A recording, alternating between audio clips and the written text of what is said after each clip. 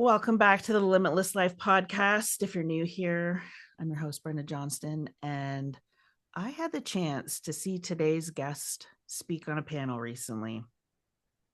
And I remember sitting there thinking, oh, this is the kind of conversation we need to be having more of in this entrepreneurial space. I feel like in a world that glorifies these quick wins and 20 something scaling overnight, it's very powerful and very refreshing to hear from a woman who's actually been in it, who's built empires, lost it all, rebuilt again, and done it with grace and this deep sense of legacy.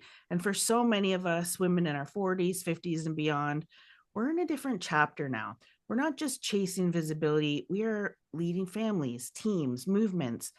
And I don't know, for me personally, we want voices that get it, not the ones telling us to just manifest it, but the ones showing us what it really takes to rise after life hands you a plot twist or 20. And that is why I wanted to bring Jen Szpigiel on here today. You have no idea how I'm excited about this.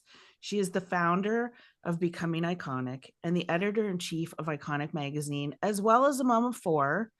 Jen has helped thousands of women around the world build successful businesses, generating over 100 million in sales through her mentorship and Done For You creative agency. She's known for her innovative approach to business, her grounded leadership, and her ability to make women feel seen and ready to rise. And in 2022, after losing her entire social media presence, Jen launched Iconic magazine alongside her top 100 show, the podcast, the Iconic podcast. So what started as a bold move turned into a globally recognized media powerhouse. Think Forbes meets Vogue, as they call it, with over 10 million impressions and readers in more than 48 countries.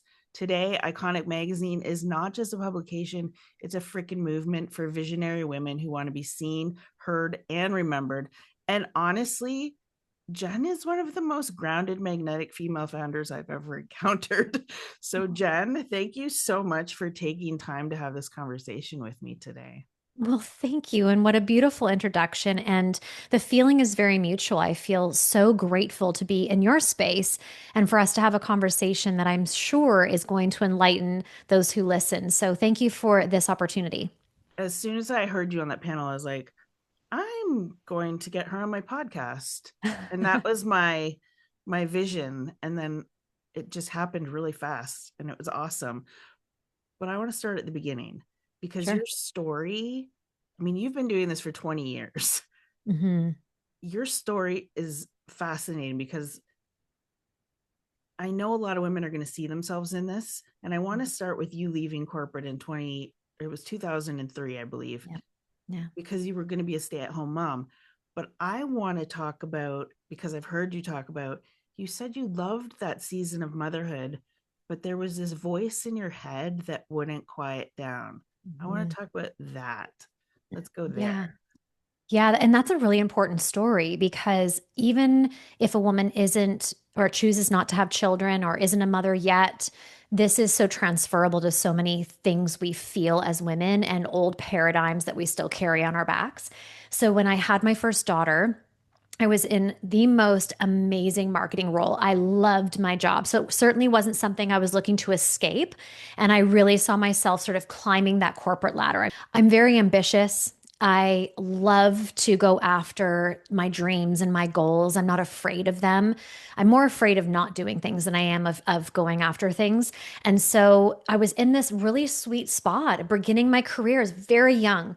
And I held this baby for the first time and really felt that call to choose.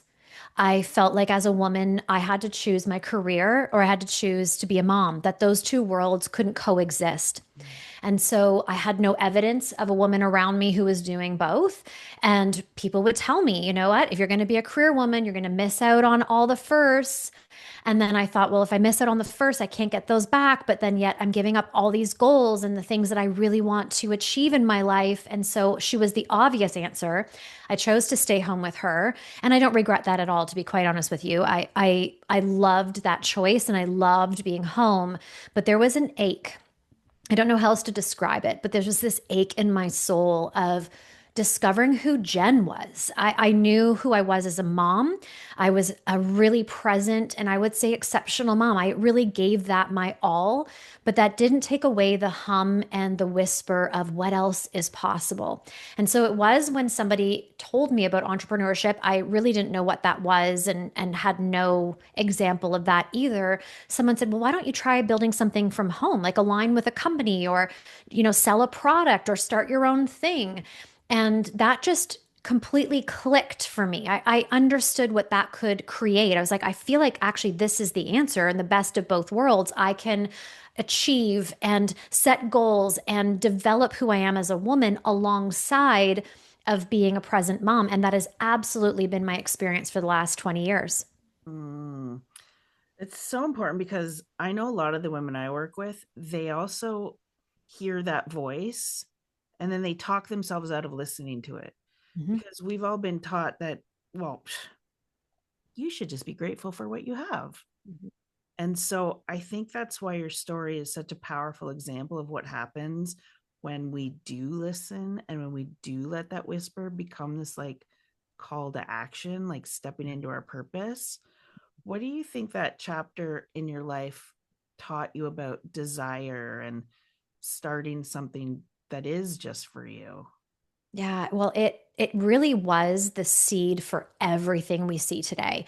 It taught me that I want to be an advocate for women and teach them that we need to eradicate this sacrificial living we're buying into, that somehow we have to sacrifice or sever a part of ourselves in order to be great at one thing, or we can't have it all. You can't do all things great at one time. It's like, how did we ever choose to buy into those narratives? That's the furthest thing from the truth. Can we have it all and all really well, all at the same time? Well, I don't know if I've had that experience. There's usually a drama. I've got 4 kids, so there's always a drama every day, and there's a drama in business. So it's not about the perfection or the balance of those things. I actually think balance is a lie. It's really the opportunity a woman takes to explore her capacity. And what I found in that season was my capacity is infinite. And that's not just for me. That's not Jen's favored. So Jen has this kind of capacity, but you don't. It was, oh my goodness, if this is something I could achieve and I can live and experience, then who else is not tapped into this? And how many women can I help to see that capacity for themselves, to stop playing small and stop thinking that you're going to have to hurt your family in order to go and build this business, or that you have to give up your dreams in order to be that great mom and wife? It's like, what if you let all of that be the ingredients, like a beautiful tossed salad of life? And that's what it taught me in that moment is I completely resist and push away any idea that I can't have it all, because I absolutely can, and I do, and I live it, and I'm the example of it. So if you don't believe it, just come and hang out. And I also really stand for women understanding that we must eradicate this idea that we have to sacrifice in our lives to be happy, fulfilled, or better yet, to make others happy and fulfilled. I think it's time that we just rise to the occasion. Ah, yes. I love that. And it's so much in line with how I think too, because there's like, why do we have to choose? Why can't I have this and that? Mhm. Like, that's dreaming Why, bigger, why can't we? Like right? really, when you ask the question, it almost seems silly, but we've bought into this thing, this idea, and we still listen to it. I hear people on the internet say this, like in their Mhm. content, and I think, how dare you? How dare you not pour life into the people that are listening to you? It's not up to you to decide for somebody else what they can and cannot do, and it's somebody's choice to explore and experience that. If they choose to not, stretch, Mhm. then perfect. Maybe they don't want to. That's not their goal in life. That doesn't give them fulfillment. But if we have that ache, like I had, I mean, I don't know how else to describe it, but there was an ache, there was a knowing, there was this deep desire. And I just think to myself, what if I hadn't? What if I had thought that I would, somehow be taking from my children in order to become this woman? And I'll tell you right now, 20 years later, my kids have benefited beyond measure by having a mom go after and fiercely pursue her dreams. They benefit with travel, presence, yeses, beauty, experience. Like they just have so many riches in their life. And that's not riches like money, that's riches of opportunity that I firmly believe would not be their experience if I hadn't gone down this route. Mm, I love this. And I understand that ache because when I worked in corporate for so many years, I felt that ache too. Yeah. And so leaving corporate at like 43 years old, people kept telling me I was insane and crazy. And I was like, no, I have to do this. Mhm. So let's talk about losing it all and choosing again. Because one of the things I love so much about your story is that you've actually lived what so many people talk about, but I don't know if they've ever actually really experienced it. And that is true reinvention. So in 2022, you lost your entire social media presence, but that was your income, correct? Well, That's my what it was social coming media from. was my entire community. Like that's what I had poured into. And so yeah, I was hacked and it disappeared in seconds. Man. But you, instead of retreating, like that would have crushed most people. But you're Mhm. like, nope, you didn't retreat. You created Iconic Magazine, which has now become a global brand. Can you take us back to that moment? Like, what was happening internally when everything felt like it was falling apart for you? Well, I did retreat for a moment. And what happens in entrepreneurship, and what I don't believe people pay enough attention to, is who you're becoming, how you're being chiseled in your leadership, the personal growth and development it demands. So I didn't realize my story and my journey up until then was preparing me for that moment. And what I mean by preparing me, I still felt sorry for myself. I still thought my life was crumbling. And I'll share some context around that. But what I learned through that experience, it also taught me to pick myself up faster. So that's it's not that these things stop happening to you. It's not that sort of get rid of self-limiting beliefs or fears or scarcity mindset. Those things all happen still, but who you are in those moments, it gets better and better and better. So I did curl up in the fetal position because I am the solo income earner for my home and have been for the last 15 years. And so it felt like someone had come into my home and stolen everything. Like the safety felt robbed from me because I had put so much time and effort into my social media. It's how I grew my business. And I just didn't know how I would tap into my community. And I thought, how will I feed my children? Like I really did think those thoughts like what's going to happen to us. I put so much sweat equity into this for it to be taken. I was so angry and I felt so much betrayal from human beings. I'm like, whoever does this to somebody else, I'm a woman over here with 4 kids doing my best. Like, leave me alone. Why are you up in my business? But that took a couple of days. A couple of days, I even got carpal tunnel syndrome trying to fool them to get my password back. And they just were faster than me. So, to go to your question, it was about 2 or 3 days in, and I didn't love the way I was showing up. I thought, this is not the example. And if I don't rise to this occasion, the phoenix rising, like literally from the ashes, how how much of a betrayal would that be to the people I've asked to follow me up until this point? If I give up now, my integrity is washed away. My company name is called Becoming Iconic. So if I'm not going to actually stay on the pendulum and the journey and the path of becoming, why would anybody believe a word I say moving forward? And so it was actually just thinking of what if this is a part of a story? What if in real time I show what I mean when I'm teaching clients? What if I am the lived example in this moment of picking yourself up, dusting yourself off, and going again? If I've built it before, I can build it again.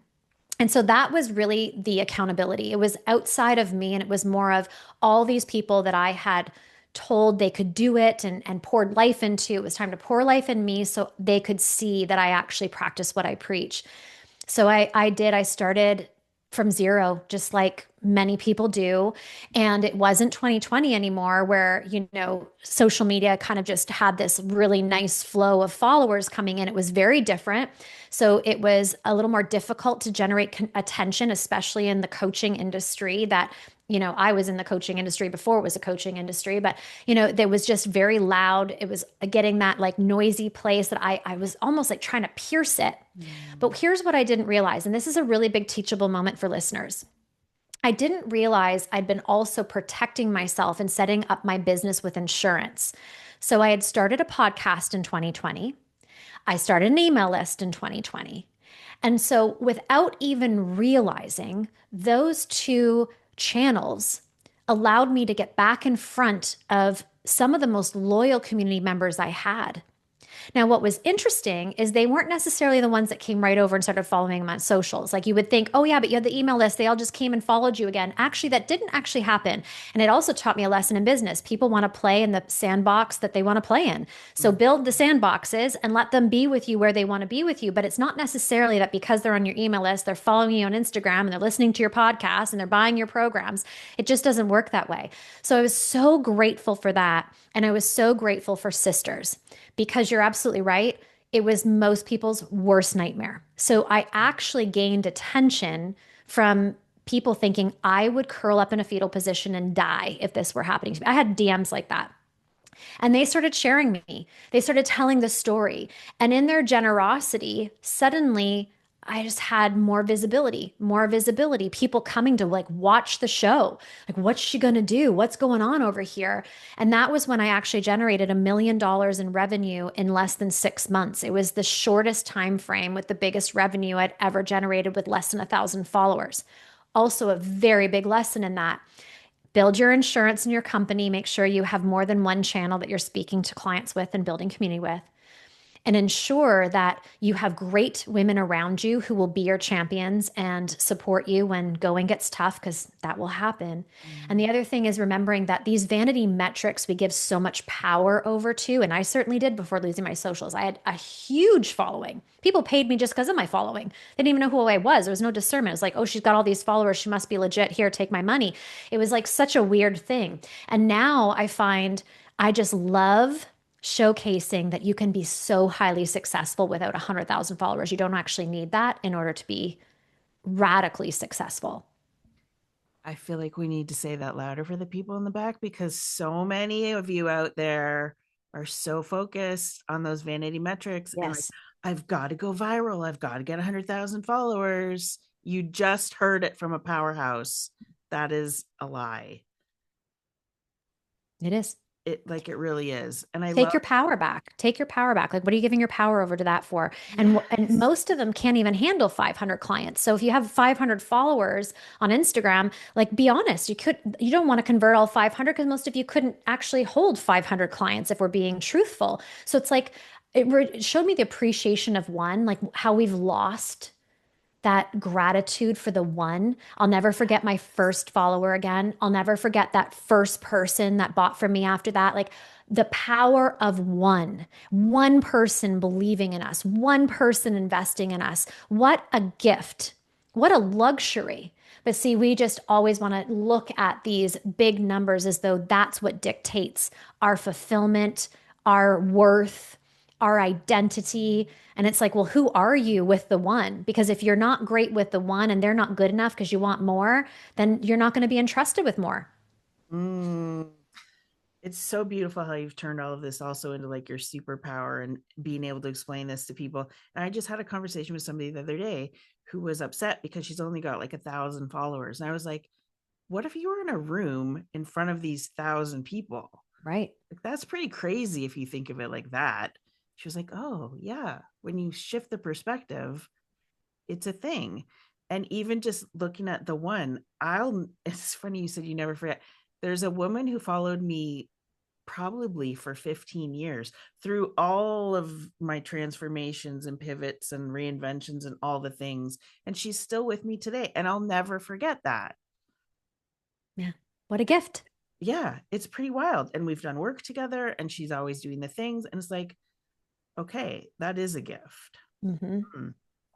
So you have a philosophy that I love, which is we are all iconic if we choose to be. And when I heard you say that, I was just like, oh, yes. Where did that belief come from for you? that comes from watching women not choose to be honest with you, the opposite. Watching how many women, going back to personal power, I was actually just teaching about this today in my program Lavish, and it's how I describe it as circumstantial power. So we are alive in our lives and our businesses when we have a sale or a client say yes, but if we launch something and falls flat, we don't feel good. We want to burn it down. We're happy when someone follows us and likes our post. We feel like we're failures when we do a reel and we had 20 views. Like there's so much, we're giving our power over to circumstance constantly. And to me, it's torture. Like I watch it and I'm like, this is living torture because you're so dependent on results and outcome versus who you're being. Iconic is choosing. Iconic is saying, I'm in the deep end until. Mm. And when I see women make that choice for themselves, that stick to itness, that tenacity, that belief, that trust in themselves, that to me is iconic because not everybody's going to do that. Like we have to understand saying yes to ourselves and being empowered, we take that for granted. I've done so much work with so many women. Many of them, many of them choose to go back. Many of them choose to settle. Many of them choose that just to give up because it's not happening according to their timeline. They set the timeline. Nobody else said in 16 months or 16 days, you should have XYZ. So someone set up their own timeline. They've created their own expectations. And because those things aren't met, they quit. So everybody can choose to be iconic by choosing differently. Mm. To choose belief when it feels really difficult to believe, to choose trust when it feels like things are just not going as planned. That's what chisels a woman into her vitality of sorts. It's like she comes alive and things start to happen at exponential rates because it's like you can be entrusted with this success now because you've not just it's I don't believe we're tested, but I do believe we have to almost test ourselves, Yep. prove to ourselves, and in that proving we learn, we grow, we fall, we pick up, we learn, we grow, we fall, we pick up, and then all of a sudden it's like I got what it takes. I can hold this and whoosh, opens the doors. Yes, I believe that too. Anytime I hear something like, oh, the universe is testing me, I'm like, no, Mm-mm. your own system is testing you. Your Yes, subconscious is testing you. You're creating the tests for yourself. love Oh, that.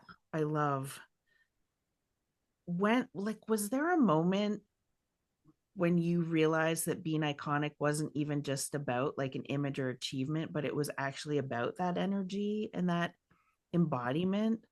Mhm.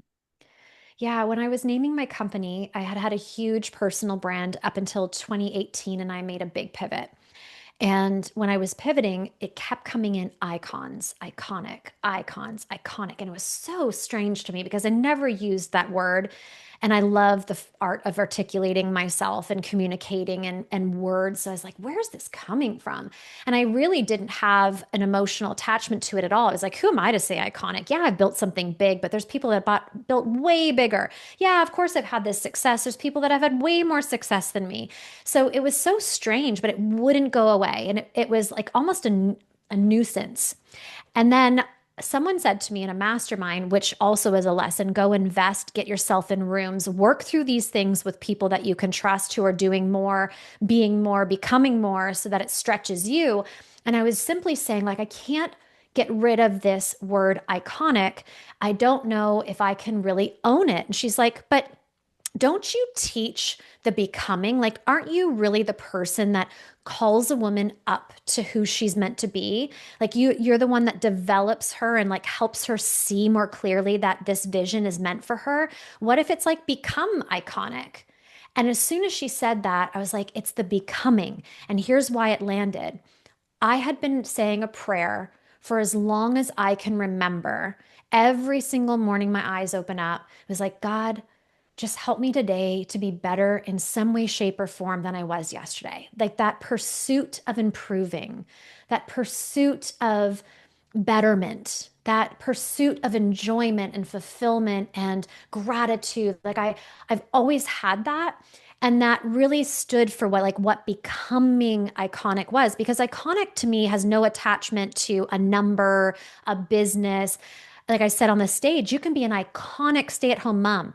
The through line of it is we're being the best versions of ourselves. We're pursuing the best version of ourselves, and we are in the deep end of experiencing what life has to offer.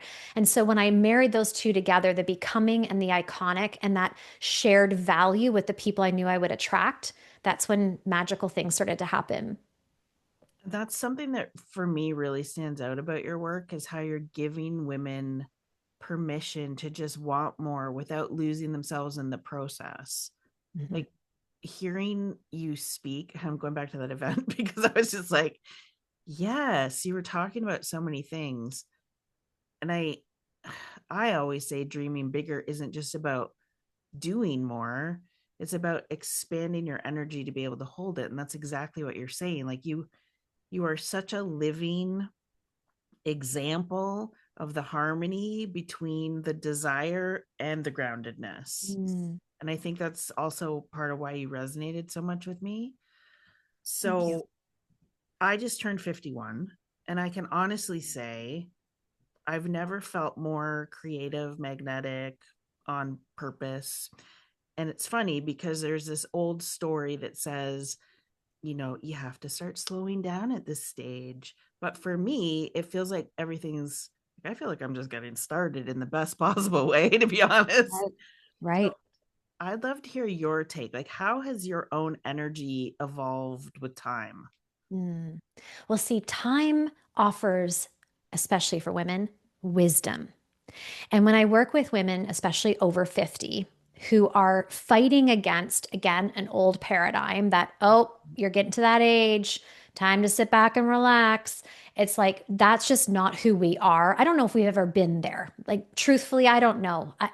I'm sure I could have some great conversations with some women who are in their elder years and explore that a little bit more. But I'm just going to assume if we actually looked at it, most women would feel like what you're feeling is like, I'm ready to go. And here's why, because wisdom offers us leadership and confidence. And I describe confidence of a woman grounded as peaceful confidence. So she doesn't need to be loud and, the one that everybody pays attention to in the room, because that's not confidence to me.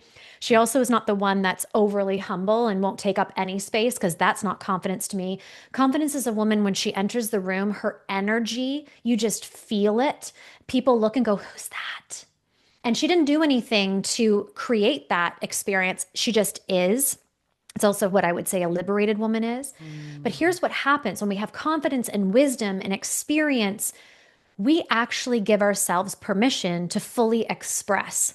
There's these parts of us that have always wanted to be seen, or these quirky things, or these innovative, creative ideas that we were always like, that doesn't make sense. That doesn't make sense. That doesn't go by the rules. Putting ourselves in boxes, because we're very good at that, that I think happens with maturity. I think when we reach this level of maturity and we feel that swagger of like, I have something to say and I have something to do and I'm willing to be seen and I'm willing to take up space, that expression of that woman is what's magnetic. To me, it's my favorite part of my job. I often will describe myself to my clients like I really think I'm a creative director, because I love exposing and pulling out of a woman those parts that make her unique and rare and special, because I am so bored of everything else. It's boring.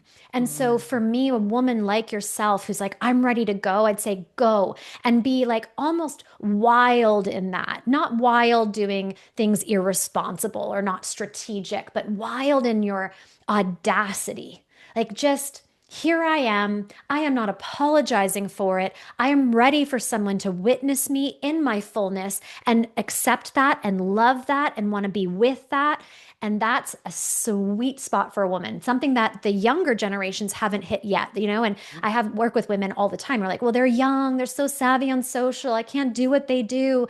I'm like, but your superpower is they don't have what you have. They don't have the lessons, the experience, all the things that you have gathered. It's impossible for them to have that yet. They're too young. They're on their way. You're further down the path. So own that. mm. Appreciate what they're teaching you, but that you have something they cannot acquire yet. And that is to me, mwah, like a sweet spot. Yes. Love. So, based on that, like, how have you held the frequency of becoming iconic, even in those seasons when maybe things didn't look like they were working? Mm. I am relentless, relentless. I actually shared this with some clients today because my breath coach actually said to me, and I say this with humility, so please, like, nobody think I'm honking my horn here, but she said this, these are her words. She said, "How come everything you touch turns into gold?" Like, I'm actually fascinated by, because she's known me for so long. Like, what is that? And it really did pique my interest because, first of all, what a beautiful compliment. Thank you. Not all true because not everything I've touched has turned to gold. But I do believe what she's seeing through me is an unwavering, unshakable personal belief. I do not fear what's around the corner. And I suppose that's because of my past. Like when you look in the rearview mirror, it's not pretty. Mm. Divorce, losing my socials, $100,000 in debt, hemorrhaging. Like there's so many storylines. But all those past experiences have shown me my strength, resilience, tenacity, stick to itness. It's built my belief. It hasn't torn me down. Maybe in the moment I felt torn down, but it's also proven to me that I have what it takes to see that next curveball through. I believe that because I've shown that in the past. So of course, whatever's around the corner, I'm going to be able to face that. Maybe not perfectly. Maybe it'll cause some bumps and bruises, but I do believe I'm the type of woman that will see that through, and I'm not afraid of that. So in the past, when things have been ouchy, it's been again that high accountability of who do I want to be in this moment? I also ask myself, how do you want to remember this moment? So once you're through this, because we work through it all, it's like these are moments, it's not forever, ever that this is going to be happening. How do I want to look back and remember it? And how do I want to remember myself in the way I led it? And that accountability, again, is really what's kept my chin up where I felt like I was crawling in business. Mm. It's so powerful hearing you talk about this because I think it's the reminder that we all need. Like, we're not running out of time. We're just No. really entering our prime. Yeah. Yeah. I love that. I want to talk about staying grounded, like the human side of leadership, because Mhm. when I heard you on the panel, and I heard it in your podcast because as soon as I saw you, I started binging your podcast on the way Mhm. home from that event. Oh, thank you. And, you talked about how you're not above sales calls, which I absolutely love because we seem to be in this era where everybody's trying to automate things and detach. And you are staying very deeply connected to your clients and your community. Why is that still so important to you? That's why I'm here. It's why I'm here. We live in an online space where there's so much positioning, Mhm. screaming egos, pedestal me, make me feel important, proving energy, like proving I'm successful, proving my value, proving I'm the one. And it's to me so exhausting. Like I'm watching, and again, it's just that the wisdom. I was her, and that's why I can call it out. Listen, I was loud. I remember new money. All these women who we see right now, it's all new money. I remember. I remember when I started making that kind of income, and I was young, and I was just like, nothing can touch me. I'll show you how to do this for yourself. Like it's ignorance on fire. Really, that's what that is. And so I have so much love and appreciation for that, but yet it's not really a great example of what legacy is. Legacy is doing the thing that worked initially and staying in that forever, ever. And I am never better than the person wanting to inquire about my services. I am never too busy to spend time with a woman who wants to ask me questions. We even went through a phase where people were teaching if someone has too many questions, they're not your ideal client. Pardon me, someone asking questions to make an educated decision for themselves, we're going to shame that. We're going to say that she's not ready. Someone recently sent me a screenshot in the DMs and said, I'm so glad you are who you are. I mean, she's been like, I've been nurturing that for well over a year. This person came in and shamed her and said, obviously, you really don't care that much about your business if you're not willing to invest in me. Like, how is this a strategy? So, my groundedness is the promise I made when I started entrepreneurship. I did some contractual agreements with myself. And one of those agreements was I will never forget where I came from. No matter what success I'm able to acquire, I'll never forget how fearful I am to start right now. I'll never forget how fearful I was to make that first investment. I'll never forget the doubt, the disbelievers, the things that I had to overcome to progress to where I'm going. And I've really held that contract with myself. I'm not too good for anybody. I actually believe we're equals, but different. And so it's just, I maybe have more experience in this area of life than somebody else has. So it makes sense that you would hire me so I can give you all that wisdom and you can supersede things that I had to, crawl through. But then you might have something that I don't have yet that I get to learn through you. I say to my private clients always, leadership to me is this image. There's going to be times where I'm further down the path, showing you the way, encouraging you to keep going. There's going to be times where our arms are locked and we're side by side walking this journey together. And then there's going to be moments when I'm behind you, giving you the nudge and the little bit of momentum you need to keep believing because you're just having a fatiguing moment. So that to me is leadership. I don't need to be above, pedestaled, or superior to be effective at my job. My relationships are the value. My relationships is the legacy. And my reputation matters more to me than anything else. Integrity is my number one value. And so again, if I'm going to say that, I better be that. Yes. Integrity and justice. Those are two of my top core values. Mm-hmm. I've seen women get taken advantage of. I've been in those relationships where you invest and get taken advantage of. I had a coach convince me that I was wasting my time doing calls. I was like, but I love doing those. And I'm never going to get rid of one-on-one coaching. I will always do that in some shape or form because I love that. Yes. So, Yeah. yeah, I feel like for me, when I think about becoming iconic, I feel like staying human and grounded, no matter how big you get, is really a piece of becoming iconic.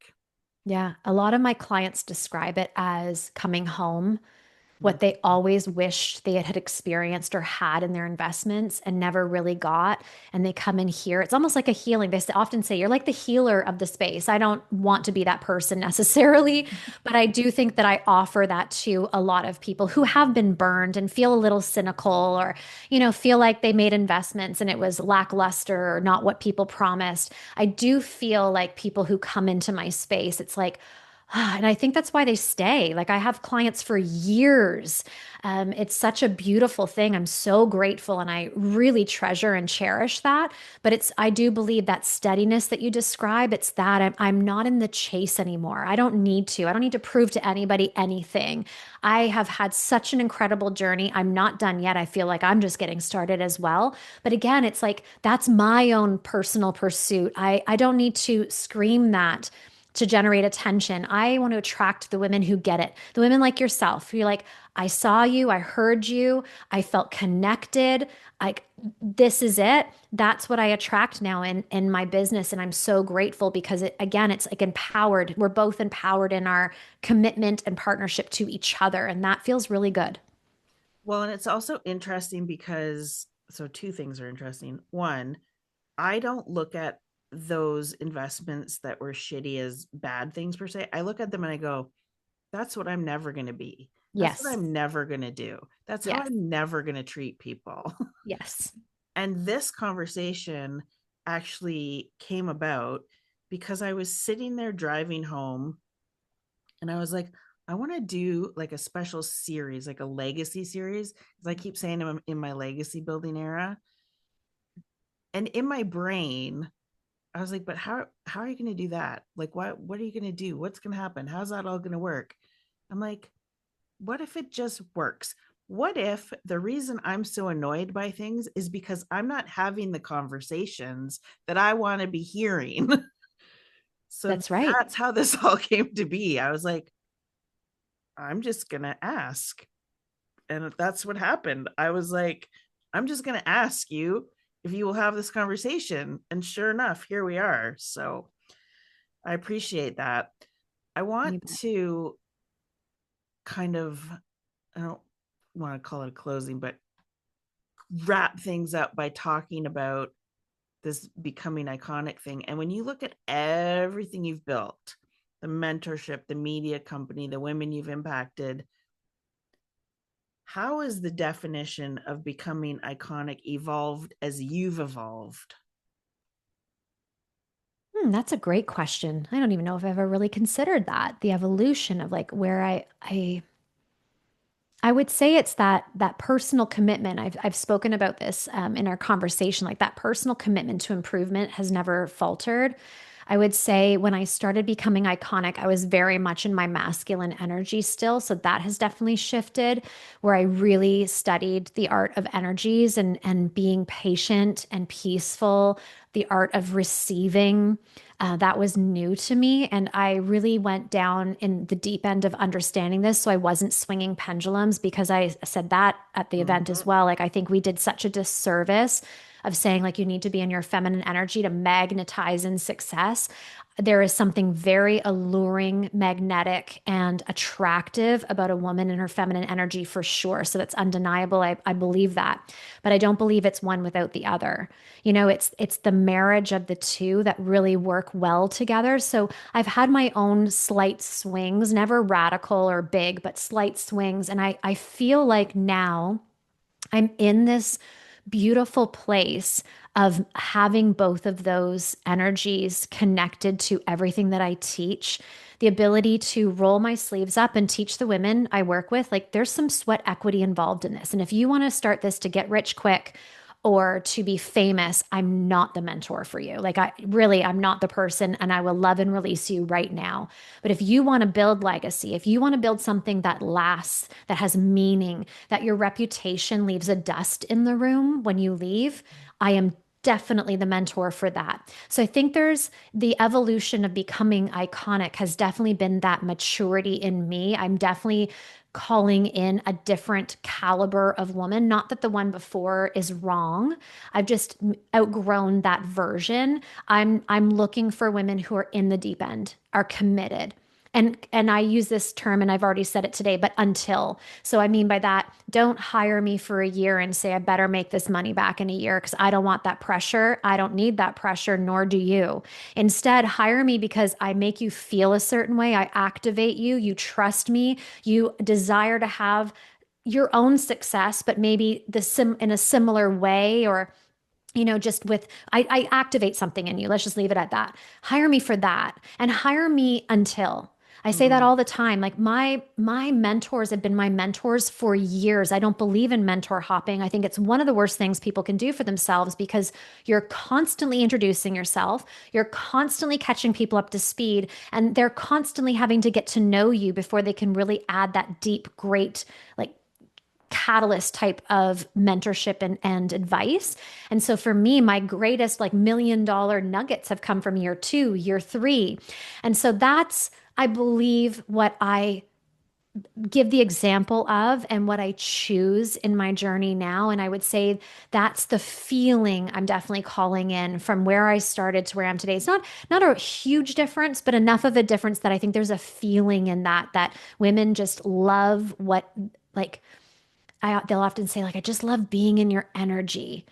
And to me, it's just because that's what is being reflected back to you. That's the energy you're craving in yourself. So it's not unique to me. You can have that too. Here are the practices. Here's what I've learned. Let me gift this to you, and let's build it for your own life and business. Yes. Energy is literally the foundation of everything I do. So when I heard you on that panel talk about the feminine energy, because one of the things that drives me bonkers is that pendulum that went too Yes. far the other way. Yes. So it's really cool to hear somebody who's building what you're building talking about the energetics in a very practical way. Yeah. That was exciting to me. Thank So you. for the women who are listening, the woman who's listening and she's in her own reinvention season. Maybe she's rebuilding, refining, or just remembering who the hell she is. What Mhm. would you say to her about choosing herself again, no matter how many times she's had to start over? hmm The only way to build belief in yourself, the only way to know if this is ever going to work is if you actually cannonball in the deep end. Like we've dipped toes, I'm sure. We've said we're going to do something and reneged for sure. We all have. And so if we look at the past and use that as like, oh, but I've never followed through, or it's never worked out, or I don't have any support, and we live in that story and narrative, you spend the rest of your life straddling your greatest life and something that you no longer desire. And that's, again, like to me, torture. It's Mm. like, what do you have to lose by going all in? I would say little to nothing. But what do you have to lose if you don't? That could be massive, massive. And there's no way of knowing if you're ready or if the business is ready than going for it in the first place. Readiness never comes first. Readiness follows action. It's readiness is confidence. Really, that's all it is. It's like, I'm confident in what I'm going to do, so I feel ready. Well, that doesn't happen first. So if you sit there and wait for it, you'll be waiting the rest of your life. Do it for the people around you who deserve to see that best version of yourself if you can't do that for yourself right now. Let your kids be those accountability partners. Say to them or say to yourself, I want to be the greatest version. I want to show them what's possible. I tell this story and I'll say it briefly. My youngest daughter, I was driving her. I worked at a gym just to get out of the house when I was a stay-at-home mom. And she was in the back seat and she said, Mommy, where are all the cars going? So we're playing a little game like that car's going to the grocery store, that car's going to work. And, we're making it up. And she said, No, all the mummies go to the gym and all the daddies go to work. Oof. That was a catalyst moment for me. Not because that's wrong, because that was actually her life experience. Her dad worked and he was very successful, and her mom went to the gym and taught spin classes. So that was her experience. Yet, I didn't want her to feel like that was the experience of a life for her. She could choose anything she desired. She could choose to be. I read a great book. It's called what's it called? By Robin Sharma. A Leader Without a Title. Such a good book. And it was about like, if you are going to work at McDonald's, be the best McDonald's worker there is. If you're going to clean up garbage, be the best garbage picker upper there ever is. And he met this gentleman at the airport who was cleaning the washrooms. And he walked in and the gentleman was singing and happy and like really just cleaning a public washroom at an airport. And Robin Sharma stopped and he said, Why are you so happy? Like, what's going on? He goes, Look at me. I've got a job. I'm meeting people from all over the world. I get to keep this clean so people can come in and feel good. And I was like, these moments, that moment in the car where she thought, that's it, this moment where we see people doing things and doing things well despite the title, it's like that gets me so, so excited. So for the woman listening in, it doesn't matter what you do, live your life through excellence. If you don't have the guts to do it, turn to the people watching you and do it for them. Be the example. And I'm telling you right now, by making those choices, you end up having so many beautiful moments and memories created, and people will thank you. People thank me for not quitting. People thank me that I kept going when I lost my social media. My family thanks me. It's so important for us to squeeze out every last drop of this lifetime. I want to skid to the end. And I don't want to be rested. I have no interest in that. I'll rest after. I want to skid like the police car in the movies, like right to the end. And to know that I gave it all I've got. That to me, that is like really, if we're going to describe becoming iconic, that would be it. Oh, Jen, this conversation is everything. Even the skidding to the end. I always talk about the drift. I'm like, when you're in the car and you turn the wheel and the ass end takes time to catch Oh, up in no the front end, way. it's the drift. We just How have to be cool. patient in the drift. Yes. Oh, I love this. Thank you so much for having this conversation with me. I'm obsessed with you, not in a creepy way, but like in a great way. I'm going to link your podcast and your magazine because everybody needs more of you in their life. And before we close, I would love to ask you one last question, which Of is, course. what does living a limitless life mean for you? Limitless life means I live on the skinny branch. Mm, I I go after those things that feel like, could I do that? Is that possible? Like I want to live there. I want to live on that like where my toes are curled over the edge, but I'm teeter-tottering over. Like that's limitless to me because it's the willingness. Limitless is I am willing to give things a try and a shot. I am willing to do things that have never been done before. I'm willing to explore. Like that's being limitless. We're coming out of boxes and we're like opening ourselves up to like fresh air for crying out loud. But yeah, it's that skinny branch living. I want to be on that skinny branch as much as possible because that's when I feel the most alive. oh my God, I love that. The skinny branch living. Love it. Thank you again so much for your time. This conversation is going to hit so many women right where they right in the solar plexus where they need to hear it. Good. Good.